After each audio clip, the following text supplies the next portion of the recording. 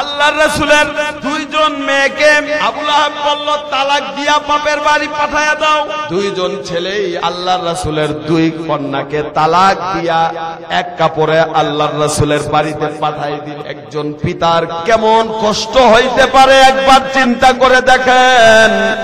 স্বামীর বাড়ি থেকে দুইজন মেয়েকে যদি একসাথে তালাক দিয়া বাপের বাড়িতে পাঠানো হয়, তার দুঃখের কোনো সীমা আছে?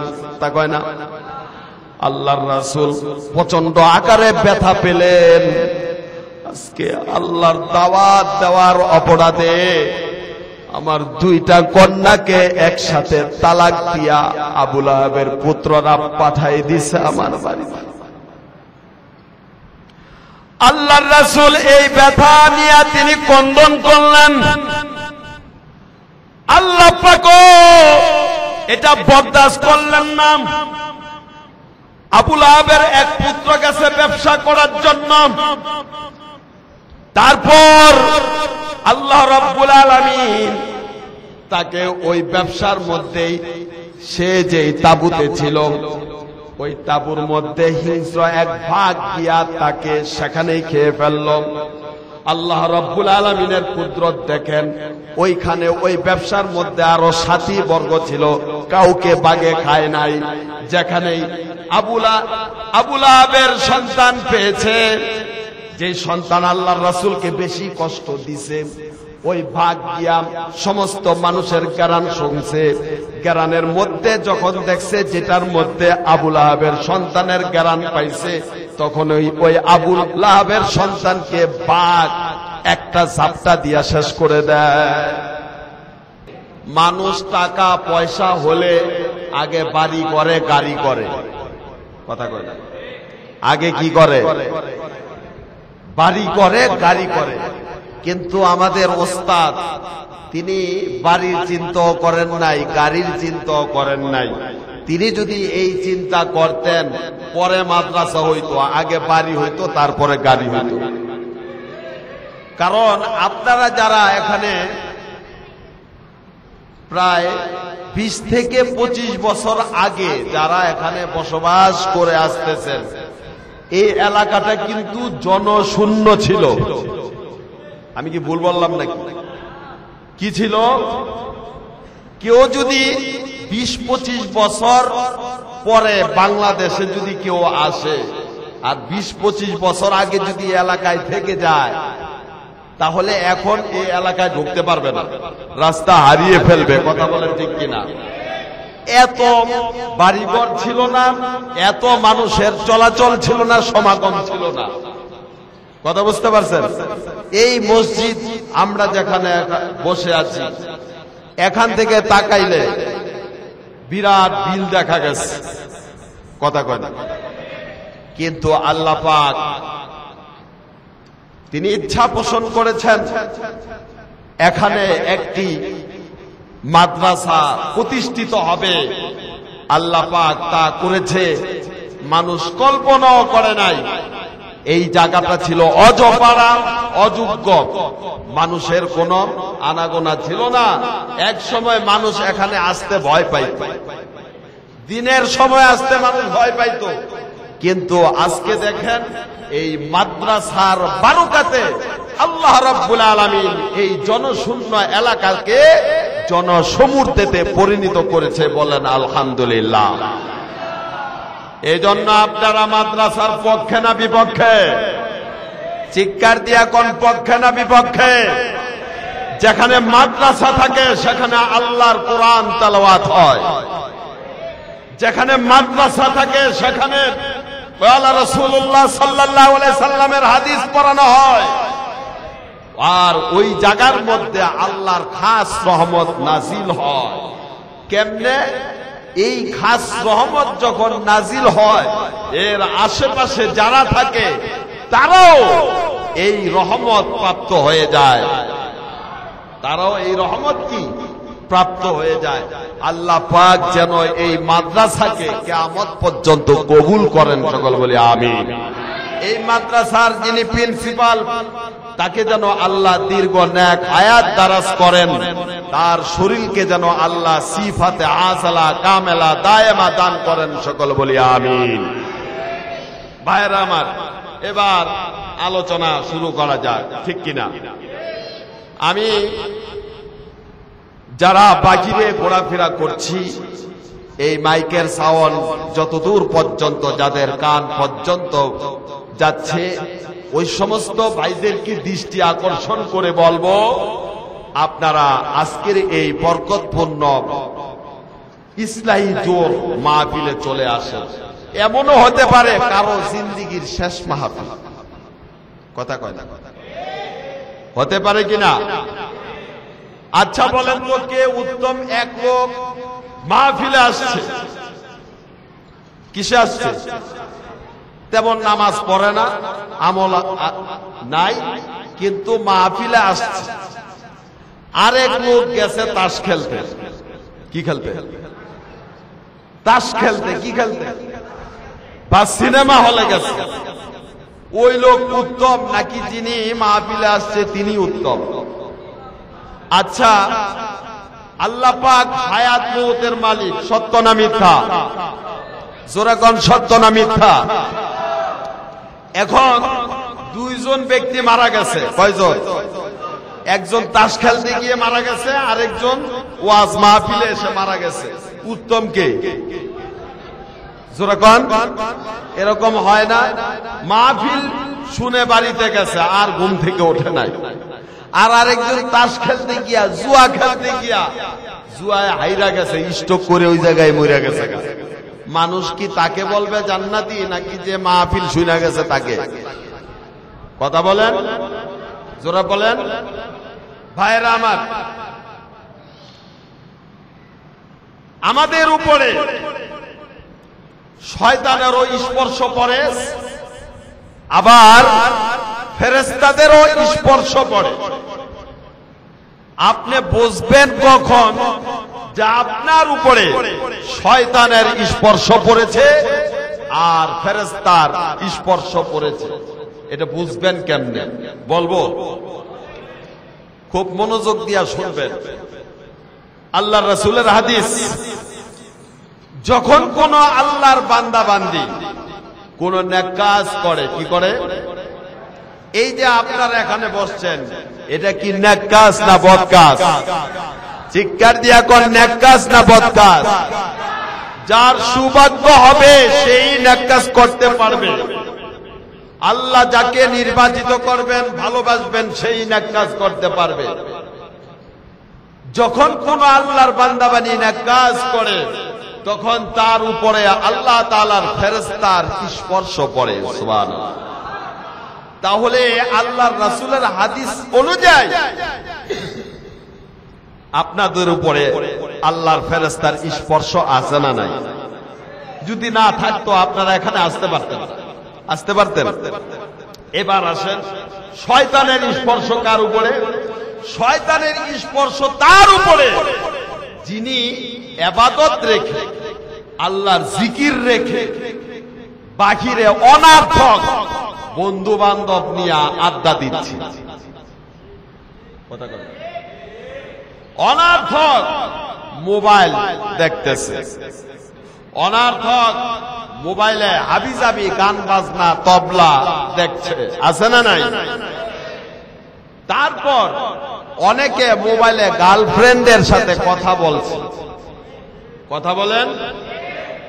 অনেকে বিভিন্ন হারাম কাজে লিপ্ত আছে। কেউ মাদক সেবন করছে, কেউ মোমবাতি টানছে চায়ের দোকানে বসে বসে। কথা বলেন ঠিক কিনা? তাহলে বুঝতে হবে তাদের উপরে শয়তানের স্পর্শ পড়ছে। কার স্পর্শ পড়ছে? জোরে কোন। এবার ভাইয়েরা আমার, উত্তম কারা? যারা নেকি কাজ করে, যারা কথা কয় না। আর যারা গুনায় লিপ্ত, তারা কি কামাই করছে? গুনাহ। কি কামাই করছে? জোরে কোন। ভাইয়েরা আমার, আমরা কার উম্মত? কথা কয় না। মুহাম্মদ সাল্লাল্লাহু আলাইহি সাল্লাম। ভাইরা আমার, এই পৃথিবীতে হযরত আদম আলাইহিস সালাম থেকে নিয়ে হুজুর আকরাম সাল্লাল্লাহু আগ পর্যন্ত যত পয়গাম্বর আসছেন দুনিয়ায়, সব পয়গাম্বরের সর্দার হচ্ছেন আমাদের মুহাম্মদ সাল্লাল্লাহু আলাইহি সাল্লাম। ঠিক কি না?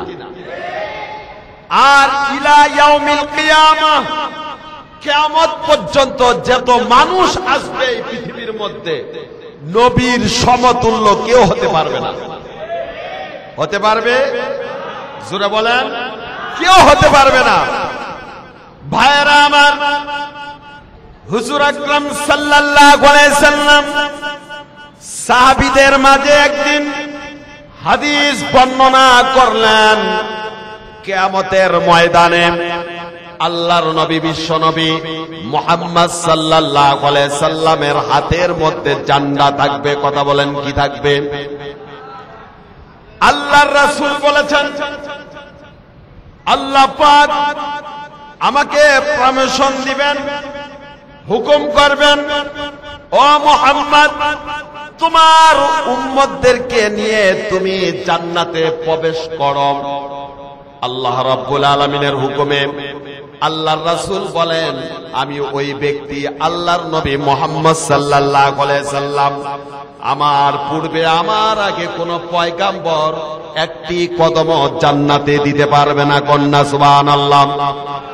আমি এমন একজন ব্যক্তি, সর্বপ্রথম আমাকে দিয়ে আল্লাহ রাব্বুল আলামিন জান্নাতের দ্বার উন্মোচন করবেন। সুবহানাল্লাহ।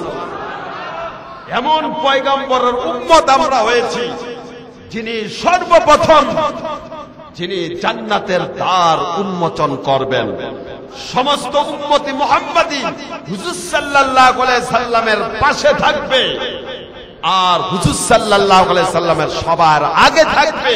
হুজুর সাল্লাল্লাহু আলাইহি সাল্লাম সর্বপ্রথম জান্নাতে কদম রাখবে। সুবহানাল্লাহ। এই নবীর উম্মত আমরা। ভাইরা আমার, হুজুর সাল্লাল্লাহু আলাইহি সাল্লামের মর্যাদা পৃথিবীর মধ্যে আসমান বলেন, জমিন বলেন, সবচেয়ে বেশি না কম? জোরে বলেন, বেশি না কম? সেই নবীর উম্মত আমরা। এই নবীর মর্যাদার্থে হুজুর সাল্লাল্লাহু আলাইহি সাল্লামের নাম কেউ মুখ দিয়া নিত না। কন্যা সুবহানাল্লাহ।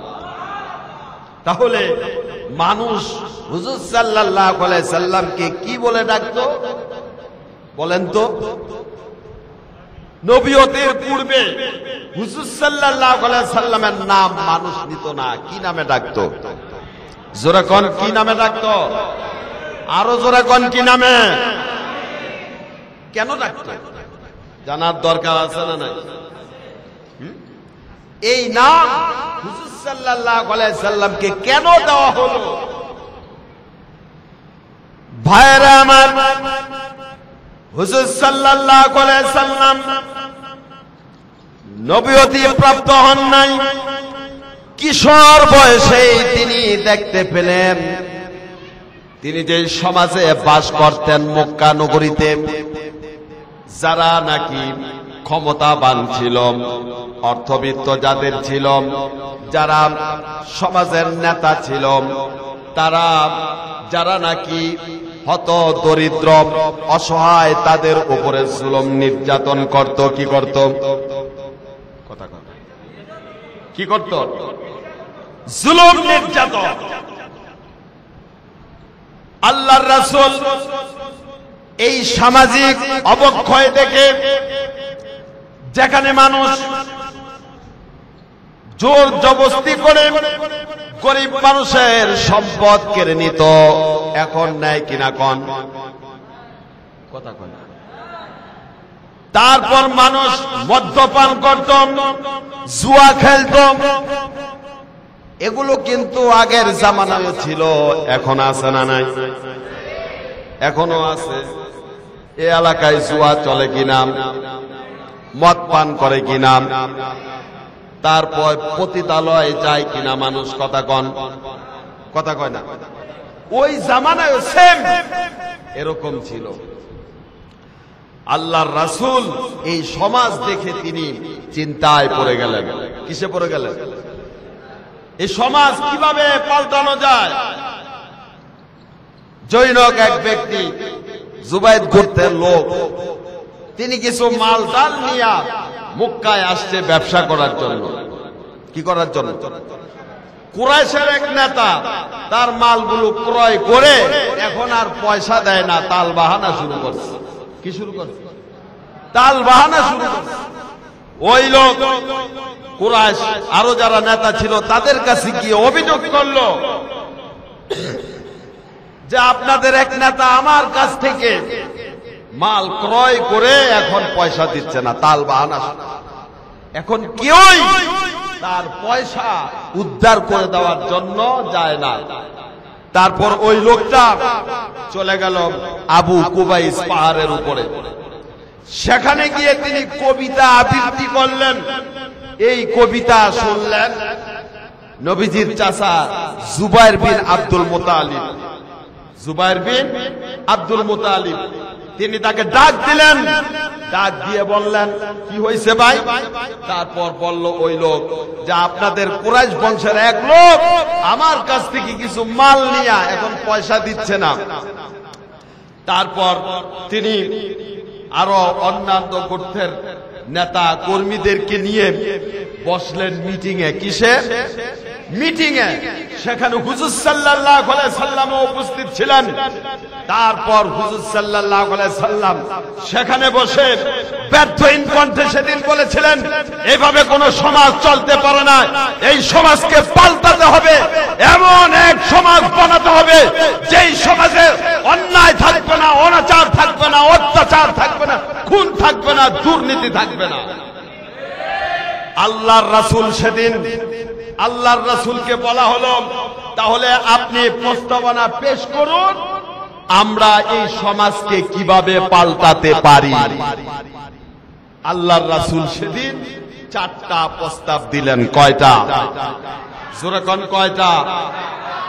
4টা প্রস্তাব দিলেন, যেটা ইতিহাসের পাতায় লেখা আছে এখনো। দেখেন এখনো কিশোর নবুয়তি পান নাই তখন থেকে, কারণ তিনি তো আগামী দিনের পয়গাম্বর। কথা বলেন ঠিক কিনা? কিশোর বয়স থেকেই সমাজ পাল্টানোর জন্য তিনি পদক্ষেপ নিয়েছেন। আল্লাহু আকবার। আর আমাদের যুব সমাজ কিশোর বয়সেই সে নিশায় অভ্যস্ত হয়ে যায়। কথা কয় না, কথা কয় না। সে গাঁজা খায়, সে ইয়াবা ট্যাবলেট খায়। সত্য না মিথ্যা? এই এলাকায় খায় না, এই এলাকায়ও খায়। গাঁজা খাইয়া কয় গাঁজার নৌকা বলে পাহাড় দিয়া চলে। গাঁজার নৌকা কিটা চলে? জোরে কন। আপনারা শীতলক্ষা নদী দেখছেন? গেছেন নদীকে? কথা কোন চিৎকার দিয়া? 2 গাঁজাখোর বইয়া রয়েছে শীতলক্ষার পারে। কোথায়?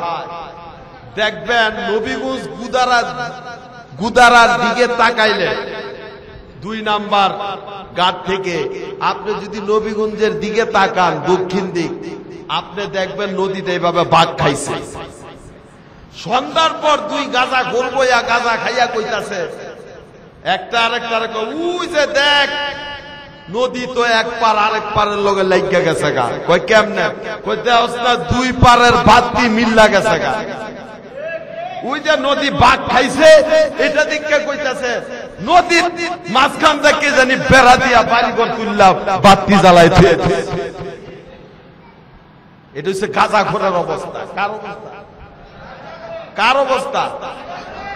গাঁজাখোর। আর মদখোরের কথা কি কমু? বউরে গিয়া কয় মা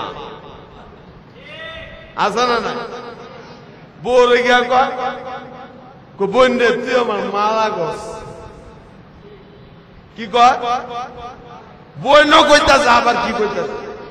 মা কইতাছে। পুরা মাথার তার বিষ কালেন হয়ে যায়। ভাইরা আমার, যুব সমাজ একেবারে গেছে, কথা কয় না। জায়গায় জায়গায় দেখবেন গাঁজাখোর বাবা ঘুরে ভরা, আছে না নাই? ছিনতাইকারী আছে না নাই? ইফতিজিনকারী আছে না নাই? ভাইয়েরা আমার, সমাজটা ধ্বংস হয়ে যাচ্ছে। কিন্তু আল্লাহর রাসূলের কিশোর জীবনীটা আপনারা দেখেন, তিনি কেমন ছিলেন আর আমরা কি হচ্ছি। আল্লাহ যেন আমাদেরকে হেফাজত করেন, সকল বলি আমিন। আল্লাহর রাসূল সেদিন তিনি 4টা প্রস্তাব দিলেন। কয়টা? 1 নম্বর প্রস্তাব দিলেন, সমাজ থেকে অশান্তি দূর করতে হবে। কি দূর করতে হবে? সমাজ থেকে অশান্তি দূর করতে হবে। 2 নম্বর প্রস্তাব দিলেন যে আমাদের এই মক্কা নগরীতে যদি কোনো মুসাফির আসে তাকে আমরা হেফাজত করব। কি করব? তাকে আমরা হেফাজত করব, যিনি মুসাফির হবেন। 3 নম্বর প্রস্তাব দিলেন, যারা নাকি গরিব, অসহায়, হত দরিদ্র, তাদেরকে আমরা সাহায্য করব।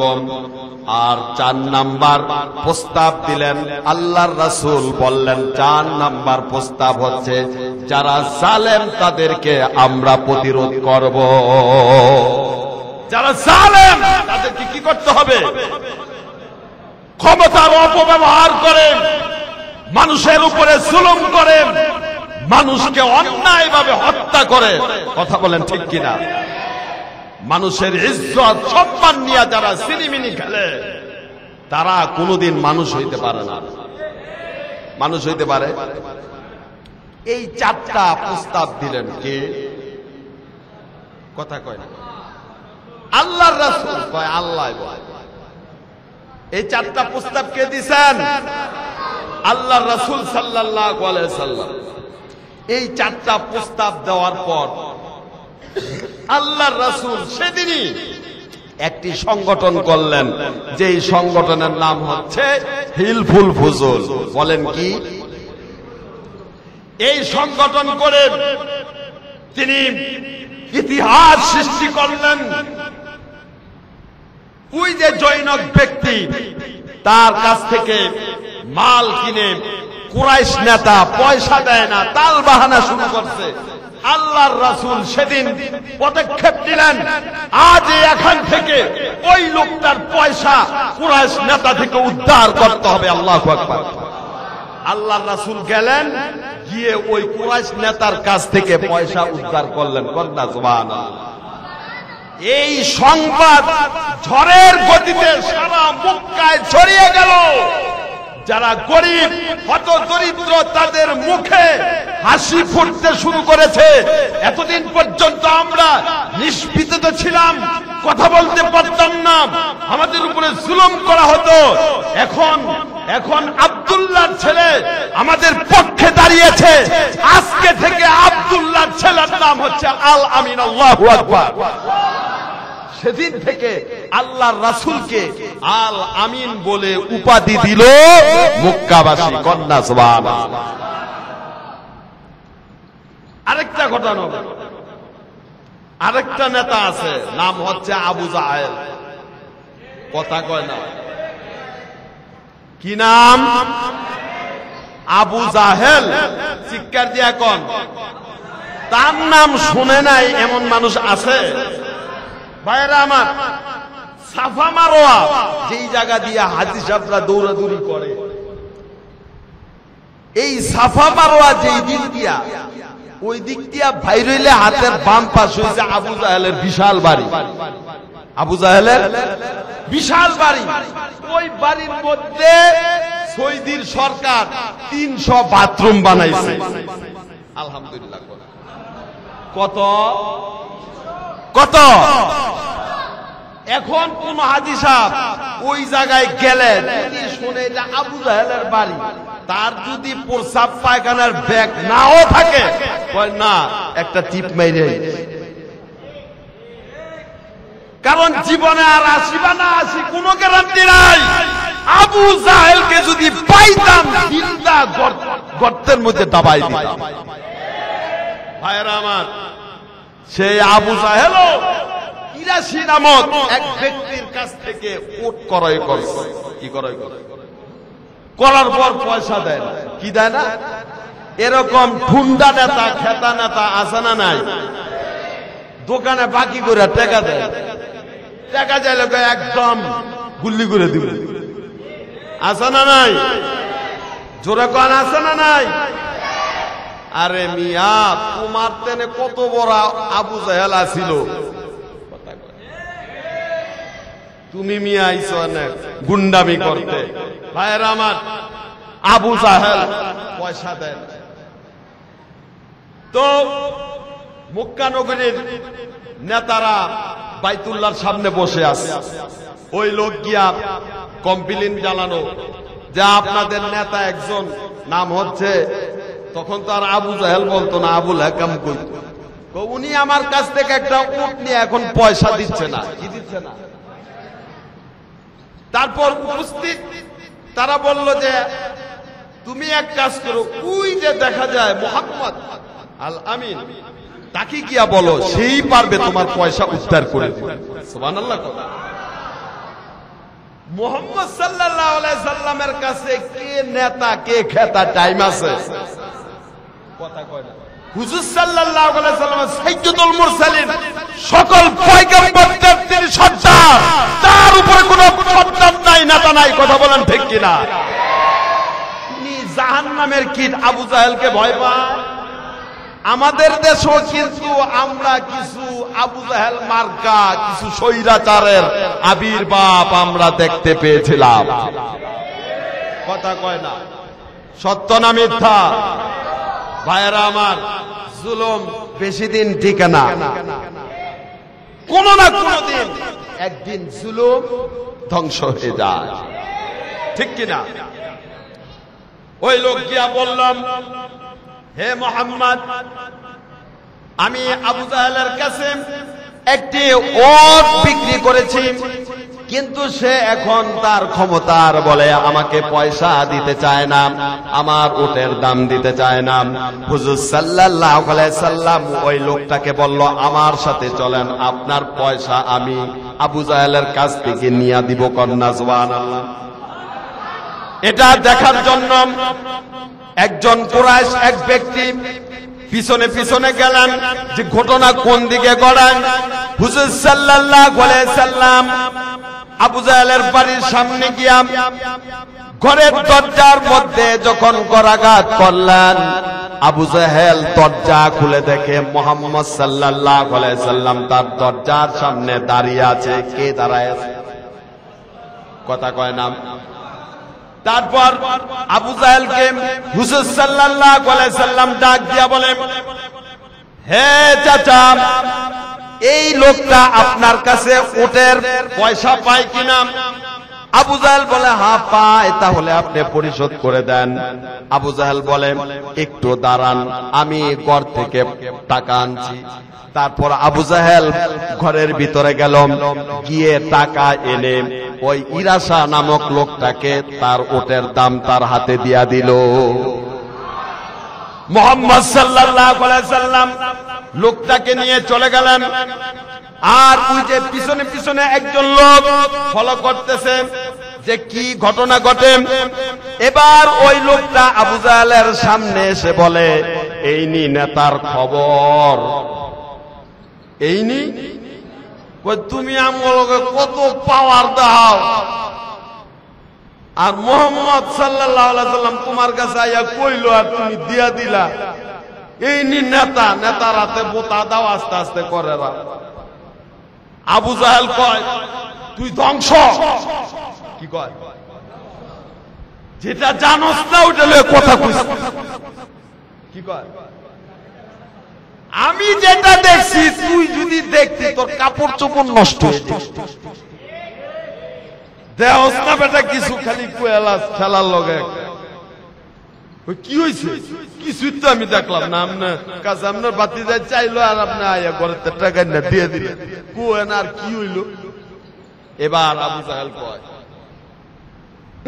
দেখেন আবু জাহেল এবার বলেন, অনেক কম্বক, মুহাম্মদ সাল্লাল্লাহু আলাইহি সাল্লাম যখন আমার দরজার মধ্যে করাঘাত করলো, আমার মনে হলো আমার কলিজা ফেটে গেল। আবু জাহেল কি কয়? এমন আঘাত লাগলো, মনে হইল কেউ যেন আমার কলিজার মধ্যে আঘাত করলো। ঘরের ভিতর থেকে আমার ভয় শুরু হয়ে গেছে। আল্লাহু আকবার। দরজা খুলে দেখি মুহাম্মদ সাল্লাল্লাহু আলাইহি সাল্লাম একা ছিল না, তার পিছনে বিশাল আকারের এক ওট, যার চোয়াল আমি জীবনে দেখি নাই। যেই ওটের দাঁতগুলো ছিল বিরাট বড় বড়। চিন্তা করলাম আমি যদি বলি পয়সা দিব না, তাহলে তো এই ওট আমাকে খেয়ে ফেলবে। আল্লাহু আকবার।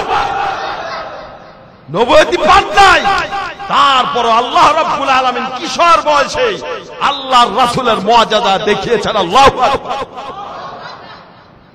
ভাইরা আমার, আবু জাহেল এই ঘটনা বলে ওই লোকটাকে বুঝাইয়া দিল যে তার সাথে কি করছে। আবু জাহেল কয় যে তুমি তো দেখো নাই, আমি দেখেছি। আমি যদি পয়সা আদায় না করতাম, আমি যদি ওই লোকটার পয়সা আদায় না করতাম, তাহলে ওই ওটটা আমাকে খেয়ে ফেলতো। আল্লাহর রাসূল সাল্লাল্লাহু আলাইহি সাল্লাম তিনি কিশোর বয়সে এই সমাজকে পাল্টাইতে চেয়েছেন। কথা বলেন ঠিক কিনা? তারপর চূড়ান্ত পর্যায়ে এসে গেল আল্লাহর ঐশী বাণী হীরা পর্বতে আল্লাহর রাসূলের উপরে নাজিল হলো। সুবহানাল্লাহ বলবেন না? আল্লাহর রাসূলের উপরে আল্লাহ রাব্বুল আলামিন তার বয়স যখন 40 হলো, কত? চিৎকার দিয়া কোন কত? 40 বছর বয়সে আল্লাহর রাসূলের উপরে আল্লাহ ওহী নাজিল করলেন। কি নাজিল করলেন? ওহী নাজিল করলেন।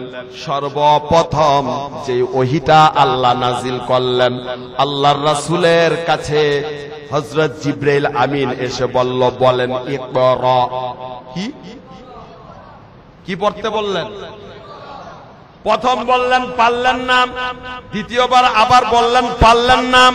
তারপরে আল্লাহ পাকের হুকুমে জিবরাইল আমিন আল্লাহর রাসূলকে এভাবে তার বুকের মধ্যে আল্লাহর রাসূলের সিনা আর জিবরাইলের সিনা যখন লাগলো, আর যখন জিবরাইল পড়ল ইকরা বিসমি রাব্বিকাল্লাযী খলাক, এটা যখন জিবরাইল বলল, আল্লাহর রাসূল বলতে শুরু করলেন। কন্যা সুবহানাল্লাহ।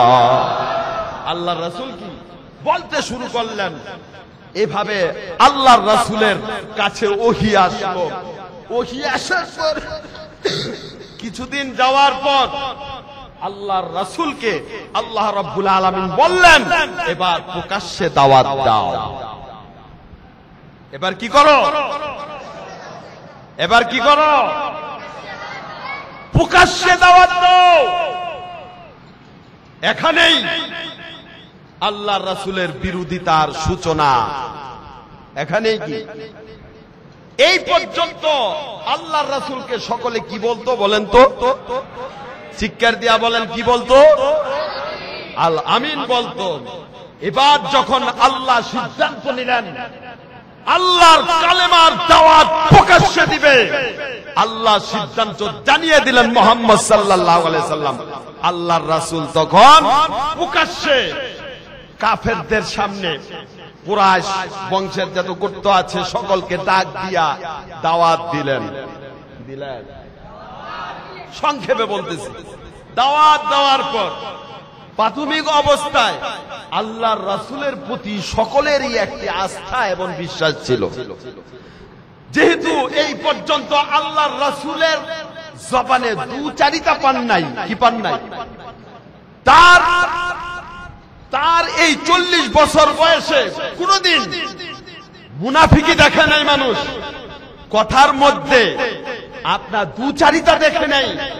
কথার মধ্যে আঘাত পায় নাই মানুষ। মানুষ খুব আগ্রহের সহিত আল্লাহর রাসূলের কথাগুলো চয়ন করেছিল, বিশ্বাস করেছিল।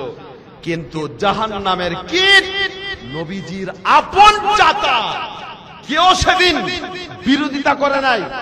সর্বপ্রথম যে বিরোধিতা করেছিল বলেন তো তার নাম কি? মাশাআল্লাহ, সবাই আপনারা জানেন সর্বপ্রথম কে বিরোধিতা করছে? চিৎকার দিয়া কোন কে?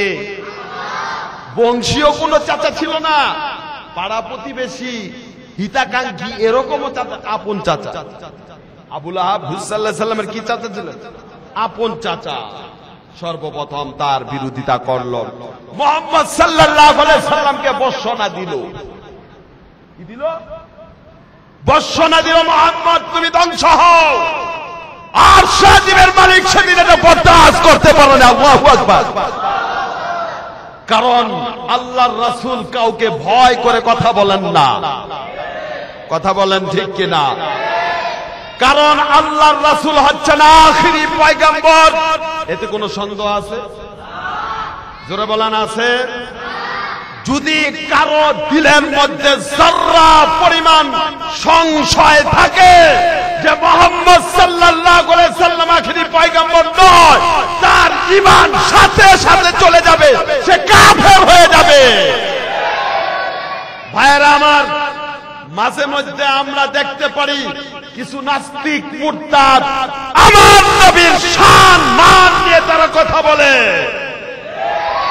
আমার নবীর ইজ্জত দিয়া তারা অনাকাঙ্ক্ষিত ভাষায় তারা কথা বলে। তারা জাহান্নামের কীট। চিৎকার দিয়া কোন কথা বলেন ঠিক কিনা? এই জাহান্নামের কীটের মধ্যে একটা গ্রুপ আছে, একটা দল আছে যাদের নাম হচ্ছে কাদিয়ানী। কাদিয়ানী সম্প্রদায় নবী বিদ্বেষী, ইসলাম বিদ্বেষী, কোরআন বিদ্বেষী। আমার নবীর বিদ্বেষ যারা করে আমরাও তাদেরকে ঘৃণা করি। কথা বলেন ঠিক কিনা? আজকে অত্যন্ত দুঃখ লাগে, বিভিন্ন দেশে কাদিয়ানীদেরকে কাফের ঘোষণা করা হয়েছে, আর বাংলাদেশের মধ্যে ৯৫% মুসলমান বাস করে। সেই দেশের মধ্যে কিসের বাধা কাদিয়ানীদেরকে কাফের ঘোষণা করা? এটা আমাদের অক্ষমতা। কথা কয় না? যাদেরকে আমরা ক্ষমতা বসাই, যারা আমাদেরকে ভোটের আগে লাল লাল নীল নীল সাদা সাদা স্বপ্ন দেখায়। কথা কয় না? ঠিক কিনা? স্বপ্ন দেখায় না? খাল কাটটা কুমুর বানাই দি, কুমুর আইনা দিমু। কয় কি? কয়নি? কয়নি? ভাইরা আমার, নেতা একটা আসছে, চেহারা নাই দাড়ি। কথা কয় না? চেহারায় কি নাই? এবার নেতা, আমার নেতা, তোমার নেতা, অমুক নেতা, তমুক নেতা। আমার নেতার চরিত্র ফুলের মতো পবিত্র, নামাজ পড়ে না ১ ওয়াক্ত, গাঞ্জা খায় ৫ ওয়াক্ত, তাস খেলে ১০০ ওয়াক্ত। হ্যাঁ বলে নেতা। হ্যাঁ কি এমন নেতা আছে না নাই? দাড়ি দুড়ি কিছু নাই। এটা যদি মরে যায়, দাড়িবিহীন কবরে যায়, ফেরেশতারা দেখে আশ্চর্য হয়ে যাবে যে শ্মশান থেকে কবরে কেমনে আসে। শ্মশান রেখে কেমনে কবরে আসলো, দাড়ি নাই। ফেরেশতারা পর্যন্ত কি হয়ে যাবে? আশ্চর্য হয়ে যাবে। আল্লাহ যেন হেফাজত করে। আমিন কোন জোরে? ভাইরা আমার, তারা আমাদের লাল নীল সুন্দর সুন্দর স্বপ্ন দেখায়া ভোট মোট নিয়া পাস করিয়া পড়লি। কথা কয় না? তারপর আমাদেরকে বলে নারী অধিকার বাস্তবায়ন করতে হবে। কথা কয় না? হে বলে নারীরাও নাম্য জায়গা, আমাদের দাবি, আমাদের দাবি মানতে হবে, মানতে হবে। বাঁচার মতন বাঁচতে চাই, বাঁচতে চাই। আগে মনে হয় মরতে লইছিল। আগে কি মরতে লইছিল না, রাস্তায় নেমে গেছে বেড়ার মতন কাছা দিয়ে, পাথার মতন বাঁচতে চাই। আগে মনে হয় মরতে লইছিল। আছে না নাই? নারী অধিকারের নামে নারীদেরকে বেশ্যা পতিতালয়ে পাঠানো হয়, নারীদেরকে পুত্রের মতন ব্যবহার করা হয়। কথা বলেন ঠিক কিনা? যত সাইনবোর্ড দেখবেন, যত অ্যাডভার্টাইজ দেখবেন, বেড়া দিয়া করেন। সব বেডি বুড়ি দিয়ে এরম হয়ে রয়েছে। সত্য না মিথ্যা? বড় বড় ব্যানার দেখেন, এই যে সাইনবোর্ড, চিটাগাং রোড দেখবেন, কথা কয় না। আরে মা, তোমাদের দাম তো এখানে নাই যে মায়ের পায়ের নিচে সন্তানের জান্নাত, সে মাকে আজকে পুণ্যের মতন ব্যবহার করা হচ্ছে। তারা বোঝে না, তারা কি বোঝে না? বলে নারীদেরকে ক্ষমতায়ন দিতে হবে, কথা কয় না। ভাইরা আমার, আল্লাহ যেন হেফাজত করেন, সকল বলি আমিন। তারপর আরেক দল দেখবেন দাবি করে বসে, নির্বাচনের আগে কি করে? নির্বাচনের আগে কইব শরীয়ত বিরোধী আমি কোনো কাজ করব না। সত্য না মিথ্যা? আমি কোনো কাজ করব না, বাস কইয়া ক্ষমতা আয়া কয় ধর্ম নিরপেক্ষতা আমিও বিশ্বাস করি। নাউজুবিল্লাহ কইতেন না, আরো ধরে কোন নাউজুবিল্লাহ। এগুলো কইয়া টইয়া পূজায় জায়গা, ওই জায়গা মুসলমান হয়ে কিভাবে পূজার শুভেচ্ছা দেয় আমি বুঝি নাই। কথা কয় না। আমি মুসলমান, আমার তো পূজার সাথে কোনো সম্পর্ক নাই, আমার সম্পর্ক হচ্ছে মসজিদের সাথে। আমি তো মুসলমান হয়ে পূজার শুভেচ্ছা দিতে পারি না। শুধু তাই নয়, পূজা রোজা মুর্দার এই পিঠ আর ওই পিঠ বলে, ঠিক কর নাউজুবিল্লাহ।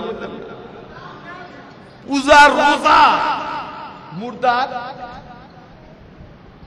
এই পিঠ আর ওই পিঠ কয় কি? কয় কি? আবার কয় বিষ্ণু, ঈসা, মোহাম্মদ, ইব্রাহিম, কৃষ্ণ, এরা সবাই এক। নাউজুবিল্লাহ। আরে যারা কৃষ্ণ বিষ্ণুকে নবীর সাথে তুলনা করে আমরা ব্যর্থহীন বলতে চাই, তাদের ঈমান একটারও নাই। যারা এই কথা বলবে আর যারা এই কথা বিশ্বাস করবে, মুসলমানের সাথে প্রতারণা ছাড়া আর কিছু না। কিছু সংখ্যালঘু তাদের ভোট পাওয়ার জন্য নিজের ঈমান যারা বিক্রি করতে পারে, তারা তো কখনো ইসলামী দল হতে পারে না, পারে না, পারে না। পারে? দুঃখ লাগে। কেমন দেশে বাস করি আমরা? কই 95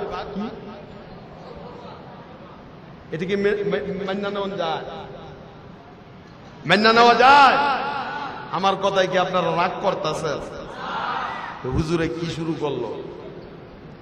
দুঃখে কথা গেলি বললাম। 5ই আগস্টের পরে আমরা এক নতুন বাংলাদেশের স্বপ্ন দেখছিলাম। এখন আমাদের স্বপ্ন দুঃস্বপ্নে পরিণত হয়েছে। কথা কইছি, জায়গায় জায়গায় টেন্ডারবাজি, চাঁদাবাজি, ছিনতাই, চুরি, ডাকাতি, মানুষকে বাস্তায় প্রকাশ্যে হত্যা করা হয়। এমন বাংলাদেশের আশা তো আমরা করি নাই। করছিলাম? ভাইরা আমার, এই জন্য হুজুর সাল্লাল্লাহু আলাইহি সাল্লামের যে সমাজ গঠন, এটা বাস্তবায়ন না হওয়া পর্যন্ত কেউ শান্তি আপনারা আইনা দিতে পারবে না। পারবে? পারবে না। ভাইরা আমার, মুহাম্মদ সাল্লাল্লাহু আলাইহি সাল্লামের বিরোধিতা যারা করে, তাকে নবী বলে যারা স্বীকার করে না, তারা কি কাফের। কাদিয়ানীরা কি? জোরে কোন কাদিয়ানীরা কি? আরো চিৎকার দিয়া কোন কাদিয়ানীরা কি? যারা আমার নবীর সম্মান নিয়ে সিনেমিনি খেলে, তাদের ঈমান নাই। তাদের কি নাই? ঈমান নাই। ভাইরা আমার, নবীর বিরোধিতা কে করছে সর্বপ্রথম? আবু লাহাব, আরশ আজিমের মালিক। নবীর অপমান, আরশ আজিম থেকে তিনি দেখলেন আবু লাহাব আমার আপনার নবীকে বর্ষণা দিয়েছেন, মুহাম্মদ তুমি ধ্বংস হও। আর শাজিমের মালিক সেদিন এটা বরদাস্ত করে না। আল্লাহু আকবার। আল্লাহ রাব্বুল আলামিন সাথে সাথে আয়াতে কারিমা নাযিল করে দিলেন, তাব্বাত ইয়াদা আবি লাহাবি ওয়া তাব। আবু লাহাব আমার বন্ধু ধ্বংস হবে না। হে আবু লাহাব, যে হাত দিয়া ইশারা দিয়া তুমি বলেছ তোমার দোনো হাত ধ্বংস হোক, তোমার দোনো হাত ধ্বংস হোক। আল্লাহ রাব্বুল আলামিনের গজব এই আবু লাহাবের উপরে পড়ছে। কেমনে পড়ছে বলবো? তার স্ত্রী, এটাও সিরিয়াস আছে, এটাও কি হুজুর সাল্লাল্লাহু আলাইহি সাল্লামকে গালাগালি দিত, হুজুর সাল্লাল্লাহু আলাইহি সাল্লামকে অকট্য ভাষায় সে গালাগালি করত। আর আমার আপনার নবী যে রাস্তা দিয়া তিনি হাঁটতেন ওই রাস্তার মধ্যে এই মহিলা কাটা বিছায়া রাখতো। কি বিছায়া? কি বিছায়া? কাটা বিছিয়া রাখতো আল্লাহর রাসূলকে কষ্ট দেওয়ার জন্য। কি দেওয়ার জন্য? কিন্তু আরশ আজিমের মালিক এটা বরদাস্ত করেন নাই। এই মহিলা একদিন কাটা টোকাইছে। কি টোকাইছে? টাকার যে বস্তা এটা কাঁধে নিছে, কাঁধে নিছে, কাঁধে নিয়ে অনেক বড় বোঝা। সে ক্লান্ত হয়ে গেছে।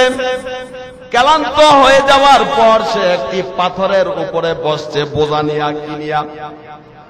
বোঝা নিয়া যখন বসছে ওই বোঝাটা গলার দিক দিয়া বাঁধা ছিল। কোথায় বাঁধা ছিল? গলার দিক দিয়া বাঁধা ছিল। তারপর যখন সে পাথরের উপরে বসল, আল্লাহর কুদরতি ফেরেশতারা এসে এমন জোরে বোঝা ধরে টান দিল, তার গলার মধ্যে ফাঁস লেগে গেল। ওইখানের মধ্যেই আবু লাহাবের স্ত্রী জাহান্নামের কি দুনিয়া থেকে জাহান্নামের টিকিট নিয়ে বিদায় হয়ে গেল। আল্লাহর রাসূলের শানে বেয়াদবি করেছে এই মহিলা। কার শানে? কার শানে? আল্লাহ পাক আবু লাহাবকে ধ্বংস করেছেন, যেহেতু আল্লাহ পাক কোরআনে এটা ক্লিয়ার করে দিয়েছে। শুধু সে ধ্বংস না, তার মাল, তার সন্তান সব ধ্বংস। সব কি? আল্লাহর রাসূলকে এমন ভাবে কষ্ট দিল। রোকায়া আর উম্মে সালমা, উম্মে কুলসুম, এই দুইজন মেয়ে আল্লাহর রাসূলের এই দুইজন মেয়েকে আবু লাহাবের পুত্রবধূ ছিল দুইজন। আবু লাহাবের দুই ছেলের কি ছিল? পুত্রবধূ ছিল। নাম কি? উম্মে কুলসুম আর কি? ওয়াজ বোঝার নাম কথা কন। আল্লাহর রাসূলের দুইজন মেয়েকে আবু লাহাব বলল তালাক দিয়া বাপের বাড়ি পাঠায়া দাও। দুইজন ছেলেই আবু লাহাবের আল্লাহর রাসূলের দুই কন্যাকে তালাক দিয়া এক কাপড়ে আল্লাহর রাসূলের বাড়িতে পাঠাই দিল। একজন পিতার কেমন কষ্ট হইতে পারে একবার চিন্তা করে দেখেন। স্বামীর বাড়ি থেকে দুইজন মেয়েকে যদি একসাথে তালাক দিয়া বাপের বাড়িতে পাঠানো হয়, তার দুঃখের কোন সীমা আছে? কথা কয় না? আল্লাহর রাসূল প্রচন্ড আকারে ব্যথা পেলেন। আজকে আল্লাহর দাওয়াত দেওয়ার অপরাধে আমার দুইটা কন্যাকে একসাথে তালাক দিয়া আবু লাহাবের পুত্ররা পাঠাই দিছে আমার বাড়িতে। আল্লাহর রাসূল এই ব্যথা নিয়ে তিনি কন্দন করলেন। আল্লাহ পাক এটা বরদাস্ত করলেন না। আবু লাহাবের এক পুত্র গেছে ব্যবসা করার জন্য। তারপর আল্লাহ রাব্বুল আলামিন তাকে ওই ব্যবসার মধ্যেই সে যেই তাঁবুতে ছিল ওই তাঁবুর মধ্যে হিংস্র এক বাঘ গিয়া তাকে সেখানেই খেয়ে ফেলল। আল্লাহ রাব্বুল আলামিনের কুদরত দেখেন, ওইখানে ওই ব্যবসার মধ্যে আরো সাথী বর্গ ছিল, কাউকে বাগে খায় নাই। যেখানেই আবু লাহাবের সন্তান পেয়েছে, যে সন্তান আল্লাহর রাসূলকে বেশি কষ্ট দিছে, ওই বাঘ গিয়া সমস্ত মানুষের জ্ঞান শুনছে। জ্ঞানের মধ্যে যখন দেখছে যেটার মধ্যে আবু লাহাবের সন্তানের জ্ঞান পাইছে, তখন ওই আবু লাহাবের সন্তানকে বাঘ একটা ঝাপটা দিয়া শেষ করে দেয়। এবার পালা হচ্ছে আবু লাহাবের। কার পালা? কথা কয় না। এবার কার পালা? তার কি পরিণাম হয়েছে এটা বলবো? আল্লাহ রাব্বুল আলামিন আবু লাহাবের শরীরের মধ্যে পচন রোগ দিলেন। কি রোগ দিছেন? এমন পচন রোগ দিছে, তার শরীর পচে যাচ্ছে দিন দিন। তার কাছ থেকে আত্মীয় স্বজন সবাই দূরে চলে গেল। এই পচন রোগেই তার শরীর পচতে পচতে একদিন সে ঘরের মধ্যেই জাহান্নামের কীটটা দুনিয়া থেকে চলে গেল জাহান্নামী হয়ে।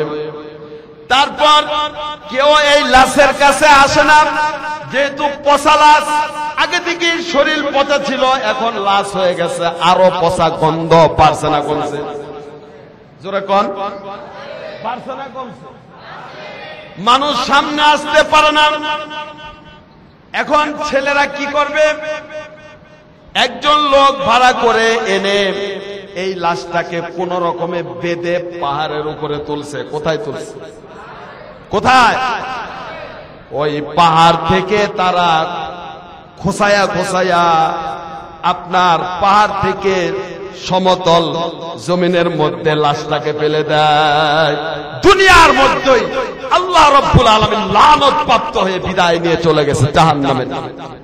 কার সাথে বেয়াদবি করার কারণে? জোরে কোন, জোরে কোন। আল্লাহর নবীর শানে কোনো বেয়াদবি করা যাবে? কেউ যদি আল্লাহর নবীর শানে বেয়াদবি করে তাকে কোনো ছাড় দেওয়া যাবে? কেউ যদি আমার নবীর শানে বেয়াদবি করে তার জিভ আমরা কেটে দিব, ঠিক কিনা? ভাইয়েরা আমার, আল্লাহর রাসূলকে আমরা দেখি নাই, দেখছেন? দেখতে মন চায় না? কার কার মন চায়? আল্লাহ যেন এই হাতগুলো কবুল করেন, সকলে বলে আমিন। আল্লাহর রাসূলকে দেখতে হইলে আল্লাহর রাসূলের সুন্নাত গুলো বেশি বেশি পালন করতে হবে। কি পালন করতে হবে? জোরে কোন, বেশি বেশি করে সুন্নাত পালন করতে হবে। হুজুর সাল্লাল্লাহু আলাইহি সাল্লাম যেভাবে তার চলন বলন, তার আমল, তিনি যেভাবে কথা বলতেন, তিনি যেভাবে খাবার খেতেন, তিনি যেভাবে মানুষের সাথে কথা বলতেন, কি বলতেন, এভাবে যদি আমরা সুন্নত গুলো আদায় করতে পারি, আশা করা যায় নবীর দেখা অতি শীঘ্রই আপনারা পেয়ে যাবেন। নবীরে দেখতে চাই না, এটা কাফের ছাড়া আর কেউ বলবে। এজন্য নবীর শানে বেশি বেশি করে দুরূদ পড়া। কথা কয় না? নবীর শানে বেশি বেশি করে কি পড়া? দুরূদ পড়া। এতটুকুন পড়লেই হবে। যখনই সুযোগ পাবেন, সময় পাবেন, সাল্লাল্লাহু আলাইহি ওয়াসাল্লাম। কথা কয় না? বাড়িতে যাবেন, খাওয়া দাওয়া করে যখন ঘুমাবেন, পড়তে থাকবেন সাল্লাল্লাহু আলাইহি সাল্লাম, সাল্লাল্লাহু আলাইহি সাল্লাম। যদি একিনের সাথে যদি পড়তে থাকবেন, হঠাৎ দেখবেন নবী একদিন এসে আপনার সাথে মুসাফা করছে। এজন্য আজকে থেকে কে কে আমি যখন নিদ্রায় যাব দুরূদ পড়তে পড়তে ঘুমাই যাব? আল্লাহ যেন হাতগুলো কবুল করেন। আবার মোবাইল টিপু কে কে? কেউ না। ওই মিয়া তোমার মোবাইল আছে? আমাদের তো অভ্যাস, এটা না দেখলে ভালো লাগে না। কথা কয় না? এটা না দেখলে ভালো লাগে না। এজন্য ভাইয়েরা আমার, নবীর শানে বেশি বেশি দরুদ পড়া, নবীর সুন্নাত গুলো আদায় করা। যেহেতু আমরা নবীকে দেখি নাই, আর যারা নবীকে দেখছে তাদেরকে কি বলে? জোরে কয় না, কি বলে? সাহাবী অর্থ কি? সাথী। সাহাবী অর্থ কি? সাথী। ভাইয়েরা আমার, সাহাবীদের শানে আল্লাহ রাব্বুল আলামিন আয়াতে কারিমা নাযিল করেছে। সুবহানাল্লাহ। আয়াতে কারিমা নাযিল করেছে। অনেকে আছে সাহাবীদেরকে শরীয়তের মানদণ্ড মানতে নারাজ। আছে না নাই? আছে না নাই? অথচ আল্লাহর রাসূল বলেছে, খবরদার, লা ইয়াস্তাউই আসহাবি, আমার সাহাবীর তোমরা সমালোচনা করো না। কে বলছে? লা ইয়াস্তাউই আসহাবি, আমার সাহাবীদের তোমরা সমালোচনা করো না। কিন্তু দুঃখের বিষয়, এক শ্রেণীর মানুষ আছে নবীর সাহাবীদের বিরুদ্ধে সমালোচনা করে না। করে কিনা? করে কিনা? অথচ আল্লাহ রাব্বুল আলামিন বলেছেন, আমিনু কামা আমিনুন নাস, তাদের মতন তোমরা ঈমান আনো। অর্থাৎ সাহাবীদের মতন কি আনো? ঈমান আনো। এই সাহাবীদের শানে যারা দস্তাকি করবে তাদের ঈমান নিয়ে সংশয় আছে। তাদের ঈমান নিয়ে কি আছে? সংশয় আছে। যারা সাহাবীদেরকে শরীয়তের মানদণ্ড মানতে নারাজ, তারা আবার কিসের ইসলামের কলা কি কয়? আলোচক না কি কয়? আলোচক হইতে পারে? কথা কন। জাতি তাদের কাছ থেকে কি শিখবে? সাহাবীদের মর্যাদার শান জানে না ভাইয়েরা আমার। অথচ আল্লাহ রাব্বুল আলামিন দেখেন দুনিয়ার মধ্যেই তাদেরকে ক্ষমা করে দিয়েছেন। সুবহানাল্লাহ। দুনিয়ার মধ্যেই সাহাবী কেরামদেরকে আল্লাহ কি করে দিয়েছেন? এটা দলিল লাগবে না? আল্লাহ পাক বলেন, উলাইকাল্লাযীনা ইমতাহানাল্লাহু আত-তাকওয়া লাহুম মাগফিরাতু ওয়া আজরুন আযীম। তারা সাহাবী কেরাম, তারা ওই সমস্ত লোক যাদের তাকওয়ার ব্যাপারে আল্লাহ পরীক্ষা নিয়েছেন। যাদের তাকওয়ার ব্যাপারে আল্লাহ পরীক্ষা নিয়েছেন। তারপর আল্লাহ বলেন, লাহুম মাগফিরাতু ওয়া আজরুন আযীম, তাদেরকে আল্লাহ রাব্বুল আলামিন ক্ষমা করে দিয়েছেন এবং তাদেরকে মহা পুরস্কার দিবেন আল্লাহ, সেই ঘোষণাও দিয়েছেন। কন্যা সুবহানাল্লাহ। যাদেরকে আল্লাহ ক্ষমা করে দিয়েছে তাদের দোষ ত্রুটি বলা, এটা কি জায়েজ? আল্লাহর কুরআনুল কারীমে যেখানে স্পষ্ট ভাষায় আল্লাহ জানিয়ে দিয়েছে তাদেরকে আল্লাহ মাগফিরাত দান করছে, ক্ষমা করছে, এরপর তো তাদেরকে নিয়ে আর কোনো কথা থাকতে পারে না। যদি কেউ বলে তারা পূর্ণাঙ্গ মুসলমান নয়, ইসলামের শত্রু, নবীর শত্রু, কোরআনের শত্রু, বাংলাদেশের মুসলমানের শত্রু। ভাইরা আমার, আল্লাহ পাক তাদেরকে মাগফিরাত দান করেছে। দুনিয়ার মধ্যে 10 জন সাহাবীকে আল্লাহ রাব্বুল আলামিন ডাইরেক্ট জান্নাতের সার্টিফিকেট দিয়েছে। আল্লাহু আকবার। তার মধ্যে সর্বপ্রথম যার নামটা ইতিহাসের পাতায় স্বর্ণের অক্ষরে লেখা, তিনি হচ্ছেন সিদ্দিক আকবর আবু বকর সিদ্দিক রাদিয়াল্লাহু তাআলা আনহু। ভাইরা আমার, আল্লাহর রাসূলের এই প্রধান সাহাবী কতটুকুন তাকওয়ালা ছিল, কতটুকুন তার ভিতরে আল্লাহর ভয় ছিল। তিনি মাঝে মধ্যে খড়কুটা দেখছেন না আপনারা, যেগুলো গরুতে খায়, ছাগলে খায়, এগুলোকে ধরত। কি করত? কি করত? দেখছেন না? এগুলোকে ধরতাম, ধরে ধরে বলতাম, হায় আমি কেন মানুষ হইলাম, আমি যদি এই খড়কুটা হইতাম তাহলে আমাকে গরু খাস ছাগল খেয়ে ফেলতো, আল্লাহ হাসরের ময়দানে আমাকে ধরতো না। অনেক সময় কাঁদতেন, ওয়ামতাজুল ইয়াউমা আইয়ুহাল মুজরিমুন, ওয়ামতাজুল ইয়াউমা আইয়ুহাল মুজরিমুন। আল্লাহ পাকের দরবারে কাঁদতেন আর বলতেন, আল্লাহ হাসরের ময়দানে তুমি আমাকে আসামি বলে ডাক দিও না। অথচ জান্নাতের সার্টিফিকেট পাওয়া আল্লাহর নবীর সাহাবী কন্যা, সুবহানাল্লাহ। তারপরও তারা কাঁদতেন। আর আল্লাহর নবীর আরেকজন সাহাবী, তার নাম হচ্ছে ওমর ফারুক রাদিয়াল্লাহু তাআলা আনহু। তার নাম শুনছেন না আপনারা?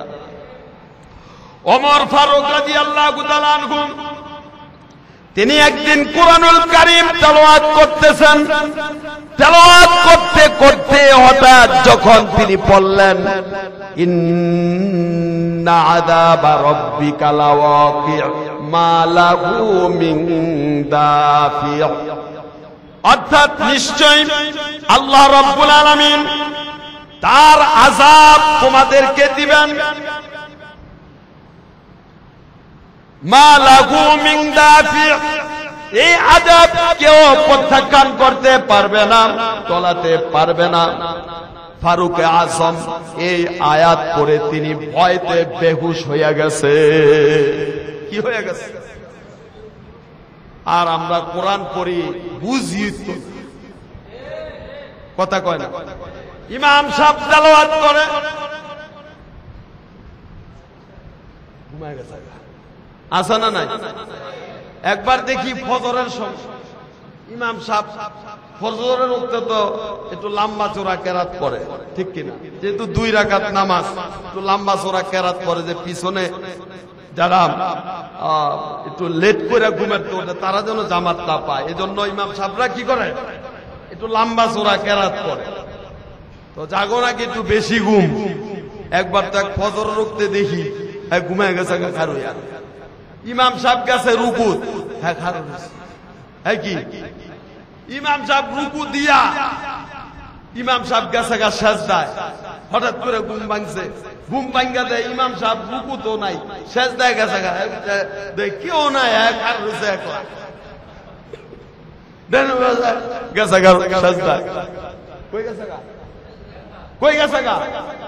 আমগো নামাজের অবস্থা হইছে এমন। কথা বলেন ঠিক কিনা? কথা বলেন ঠিক কিনা? নতুন মুসল্লি আইলা জানে না, 60 বছর 70 বছর হয়ে গেছে গা, 5 ওয়াক্ত নামাজে কয় রাকাত নামাজ ঠিক করে কইতেও পারে না। নামাজ কেমনে পড়তে হইব? একবার নামাজ পড়তাছি, ছাত্র বয়স, দেখি আমি রুকু দিলে রুকু দেয়, আমি সালাম দিলে হ্যাঁ সালাম দিল। আবার এখন তো হইছে ডিজিটাল মুসল্লি কিছু আছে, আছে না নাই? সবজি পড়ে,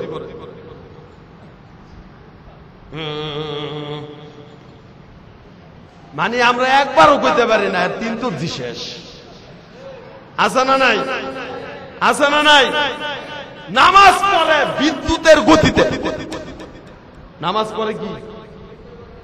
একবার আমি বসছি, বসাতে এক লোক আমার ডাক দিছে, বহাতে খালি খার হইছি, খারানোর পিছনে দিয়ে 2 রাকাত শেষ করে আমার পিছে খার হইছে। আচ্ছা কোন তো একটা মানুষ বসা থেকে দাঁড়াইতে কয় বছর লাগে? কথা কয় না। কয় মাস লাগে? কয় দিন লাগে?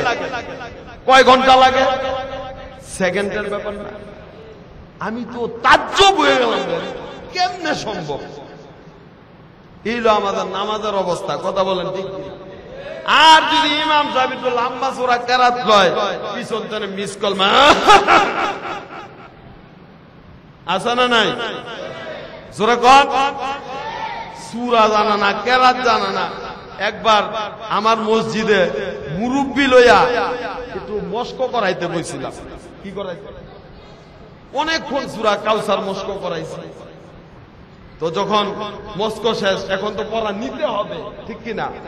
এক একজনের বয়স 60-70 বয়স। আবার হাজী সাহেব মক্কা মদিনা ঘুরে আইছে, 3 জনে হাজী সাহেব আসছিল। তারপর সিরিয়াল আইছে, আপনি কোন না উইয়ে কইব আগে ডরায়।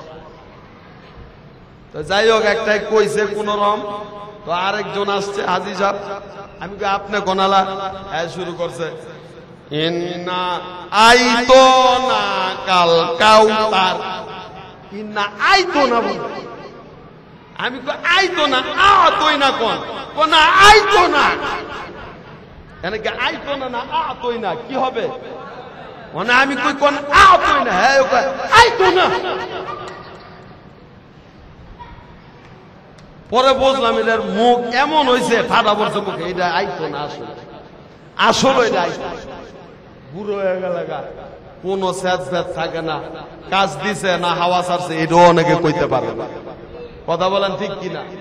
কারণ জুয়ান কালের একবার আল্লাহ আর বয়সকালে 100 বারের সমান।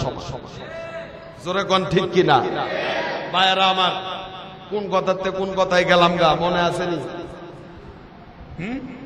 সাহাবী کرام আল্লাহর কালাম পড়তে পড়তে হযরত ওমর ফারুক রাদিয়াল্লাহু তাআলা আনহু তিনি বেহুশ হয়ে গেলেন আল্লাহর কালাম পড়তে পড়তে। তারপর যখন উঠলেন, এরকম ভাবে তিনি, তার অসুস্থতা ছিল 20 দিন। কয়দিন?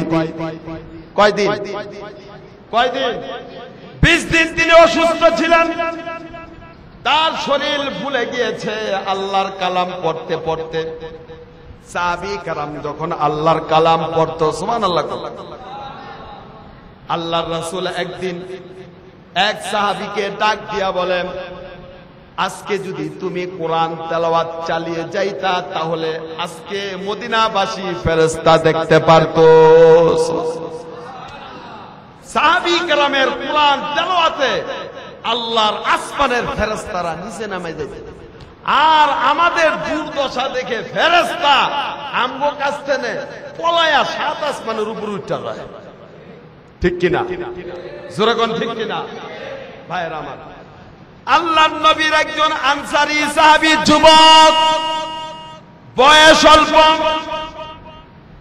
তার ভিতরে আল্লাহর ভয় এমন ভাবে সৃষ্টি হলো, তার কলবের মধ্যে আল্লাহর ভয়তে সে ঘর থেকে বের হয় না।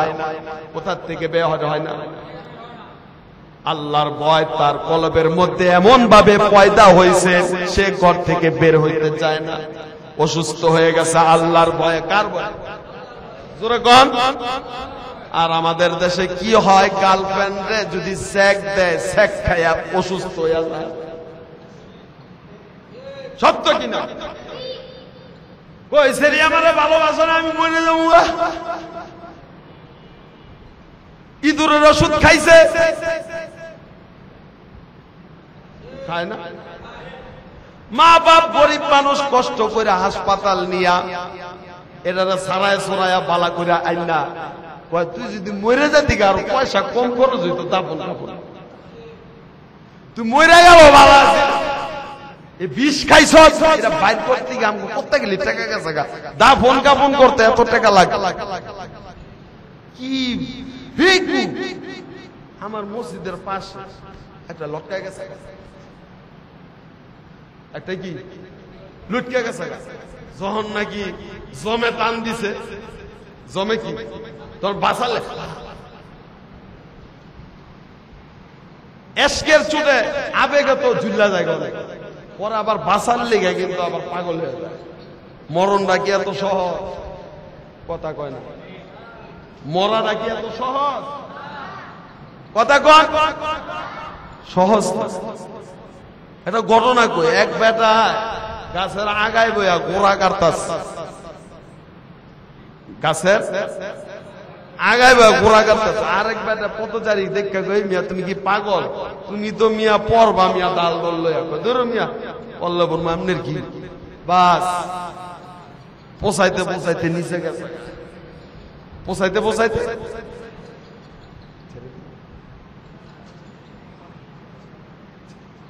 তারপর ওই লোক কয়, আরে আমি যেহেতু গাছেতে পড়ে গেছি, গায়ে মনে জানে আমি কবে মরব।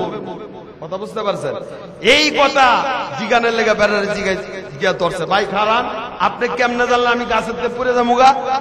কয় এটা তো স্বাভাবিক, আগায় বইয়া গোড়া কাটলে তো পর ভাই। কয় না, আপনি আমার মরণের খবরও জানেন। কি এর খবর? এদিকে থাকে আপনি আমার অনেক। আরে আমি মরণের খবর কেমনে কমবো? না কইতে হইব না, আজকে ছাড়তাম না। পরে যাই হোক জান চিত্তা চিত্তা কয় জান আপনি মরে গেছেন গা। আমি মরে গেছি গা, আমার মাটি দেয় না কে? পরে মানুষ ধরা আমার মাটি দেয়, আমি মরে গেছি গা। কই বেটা ফাইজলামি করো, মরে গেল আমার কথা কই কেউ বিশ্বাস করে, পাগল হয়ে গেছে গা। পরে নিজে নিজে যাই হোক নদীর পার গিয়া গাতা কইরা উইয়া রয়েছে, আমি মরে গেছি গা। নিজের খবর নিজে কইতে উইয়া রয়েছে। তো ওই জায়গার মধ্যে এক জাহাজ ভিড়ছে, মানুষ নাইমা কুলি বিছরাইতাছে বস্তা বস্তা আলগানের লেগে। পরে আয়াদে কবরের মধ্যে উইয়া রয়েছে। ওই যে প্যাসেঞ্জার জাহাজের নামছে নাইমা পাশার মধ্যে দিছে দুইটা লাত্তি, এই ওঠ উইয়া রয়েছে। কয় কি হইছে? এই বস্তা আলগা, বস্তা লয়ে আমার বাইত নিয়া দিয়া। বাস বাইত নিয়া দিয়েছে, দিয়ে দেয় বাইত গিয়া কয় কবরে গেলে কি হয় আমি জানি। কবরে গেলে কয় কি হয়? আমি কবরে হইয়া রয়েছি, মালাকুল ফেরেশতা আয়া পাছায় দুইটা লাত্তি দিল, আয়া গইল ওর, তারপরে গাঁটটি একটা মাথায় দিয়া গো আমার বাইত নিয়ে দিয়া। বুঝছেন? এই হইল আমাগো আবেগ। আমাগো কি আবেগ? লটকা জায়গা কার লেগা? অথচ সাহাবী কেরাম আল্লাহর রাসূলের জন্য জীবন কুরবানি দিয়েছেন, ঠিক কিনা? আল্লাহর রাসূলের ওই আনসারী সাহাবী যুবক অসুস্থ হয়ে গেছে। কি হয়ে গেছে? অসুস্থ হয়ে ঘরের ভিতরে পড়ে আছে, ঘর থেকে বের হয় না। আল্লাহর রাসূলের কাছে সংবাদ গেছে, যাওয়ার পর আল্লাহর রাসূল তাকে দেখার জন্য তার বাড়িতে আসছে।